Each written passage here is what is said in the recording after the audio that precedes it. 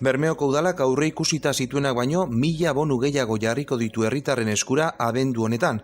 Ekainean, abiarazi zuen bonuen kanpainak arrakasta itzela izan du udalaren hitzetan. Bermeotarren erantzun ona ikusita, udalak beste 1000 bonu gehiago salmentan jartzea erabaki du. Kanpaina honen helburua, herriko merkatari, ostalari eta turismo enpresak laguntzea eta herritarrek euren erosketak egiteko erraztasun gehiago izatea da. Guztira, udalak 77.500 euro inbertitu ditu ekimen honetan, ia 8.000 bonutan banatuta. Bermeoko turismo zinegotzi den Kepa Zumetaren hitzetan oso posik daude, nik Bermeon egitasmoaren barruan martxan jarri zen bonuen kanpaina izaten ari den erantzunarekin, helburua herriko saltoki, ostalaritza establezimendu eta turismo enpresak laguntzea eta neurri baten lortu dela aipatu dute.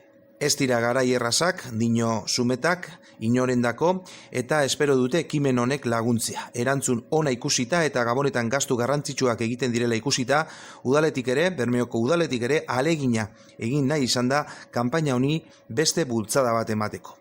Aldaketa egongo da hilabete honetan, 6 euroko bonurik ez da salgai jarriko eta gainera aurreko hilabetetan ez bezala bonu guztiak establezimendu parte hartzaile guztietan erabili ahal izango dira. 2 bonu mota aurkituko dute bermeotarrek. 106 saltokitan erabili ahal izango dituenak, 10 eurokoa, 15 euro izango ditu gastatzeko eta 20 eurokoa, 30 euro izango ditu gastatzeko. Betiko moduan, erosketa bakoitzean gehienez bonu 2 erabili ahal izango dira eta pertsona bakoitzak 4 bonu erosteko aukera izango du. Azkenik, abenduan erosten diren bonuak abenduan bertan erabili beharko dira. Bonuak erosteko 2 aukera Kutxabankeko terminaletan edo modu digitalean Bermeoko webgunean jarritako loturaren bitartez. Kutxabankeko bezeroentzako ez du inolako gainkosturik, gainontzekoentzat ordea bonu bakoitzeko 0,73 euro.